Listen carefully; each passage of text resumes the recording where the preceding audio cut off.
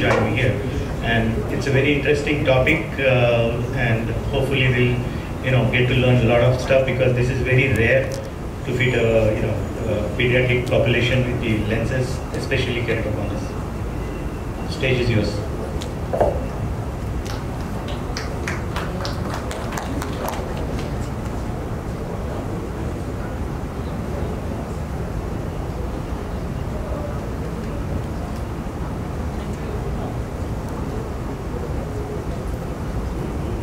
Hello.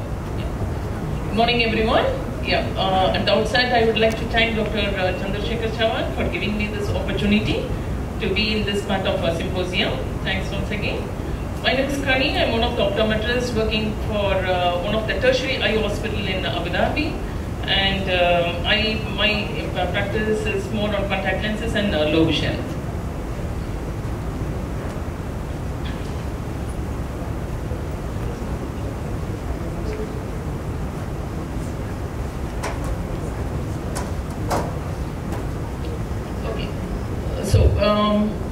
I will be just talking about overview of the penetrating keratoplasty, just a brief introduction, and like pre-fitting requirements, and how to choose a lens, and a little bit on a pediatric keratoconus cases also. Just about the definition of this PKP, it's a full thickness corneal transplant surgery. Indications would be like any corneal scarring, advanced keratoconus, fuchs dystrophy, and any other corneal dystrophies that is causing severe visual impairments. Procedure is removal of the damaged corneal tissue, replacement with a donor cornea, and suturing the donor cornea onto the cornea in place. Post-operative care, it's a regular follow-up visits with the ophthalmologist, and use of the anti-inflammatory and antibiotic eye drops, monitoring for any complications post-surgery. Contact lenses options would be like soft, it could be like a spherical or a toric one. RGPs, spherical, aspherical, and toric contact lenses. Hybrids and the piggyback lenses are also prescribed. Indications depends on the anisometropia, regular and the irregular astigmatism, and again the choice of a lens will be based on the refractive error, the lubricating status of the eye, complexity of the corneal topography, and the patient's visual needs. Generally, the pre-fitting requirements would be the transplant age and the head, previous contact lenses wear, and the patient's visual goals and capabilities all will contribute to the best contact lenses fit. And to ensure whether the cornea has fully healed, and confirm that all sutures are removed if applicable, as they can affect the corneal shape. Verify that the corneal shape is stabilized and no significant changes would occur over the few months. It's a general examination where you do the best visual assessment, then perform corneal topography to give you an idea about any irregularities on the cornea, then measure the curvature of the cornea to determine the base curve of the contact lenses. The regular slit-lamp examination to make sure that no new haze or scarring should be documented. If anything, that has to be documented. Stromal conditions, document if there is any scarring or haze, and check for edema. And endothelial cell evaluation, check for any data and risk of decompensation. Keratic precipitates, again to look for signs of any endothelial reactions. Measure and monitor the vascularization to assess reaction risks.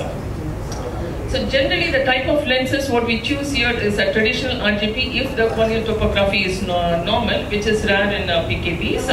And large diameter fenestrations if needed, reverse geometry lenses if the corneal topography is flat.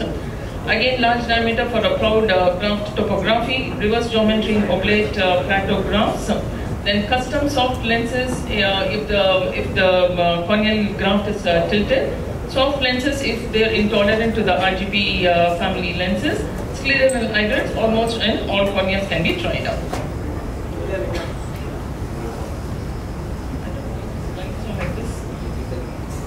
So this is basically a 24-year-old boy with a history of a bilateral keratoconus. He underwent a keratoplasty on the right eye a few years back. And he was with us for the contact lenses fitting. His best corrected vision was 20/100, and he was he was sensitive to the RGP lenses, and even we were not able to give him a hybrid or a scleral lenses because of the cost. They were not opting for it. So we gave him a piggy bag lenses. This pediatric keratoconus, we do. I work in UAE, so we do get a lot of pediatric keratoconus, and it's again a corneal ectasia occurring in children less than 10 years or in adolescents. Pediatric is this is more aggressive than in the adults. Let's look at the difference, how to differentiate, to see the difference between the pediatric and the adult ones. So usually the diagnosis of this pediatric keratoconus is late due to the scarcity of the symptoms, whereas in the adult onset it's earlier than the pediatric ones. The progression of the pediatric is explosive in nature because of the biochemical rigidity inversely proportional to age. The progression is slower and stabilizes after third or fourth decade in the adult group. So they are usually associated with any kind of symptoms in a pediatric, whereas in adults it's usually with some hormonal disturbances. And in a pediatric group, this keratoconus advances, it has a poor prognosis when compared to the adult group.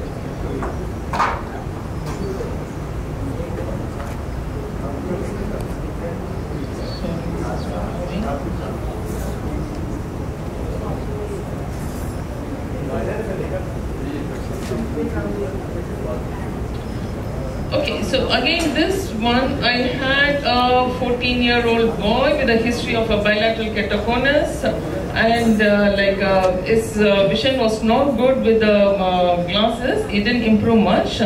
So we discussed, we gave him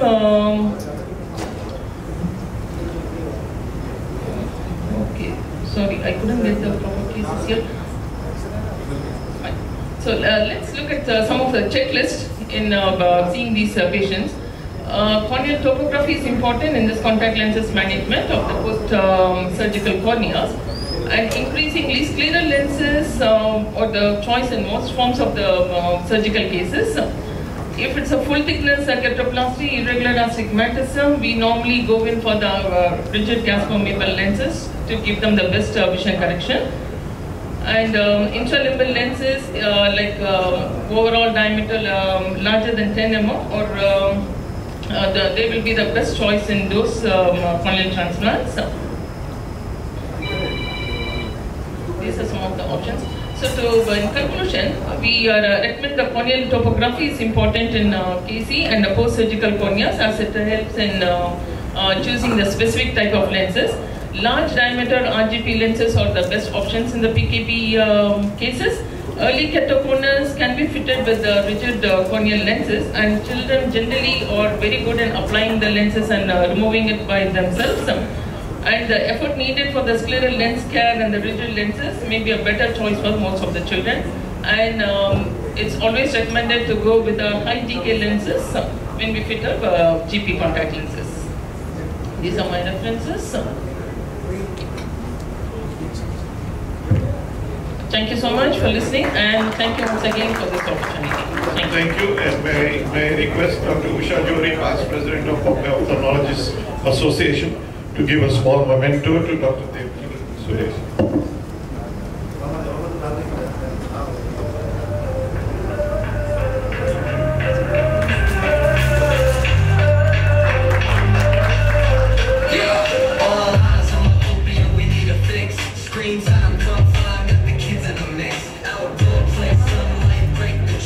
Vision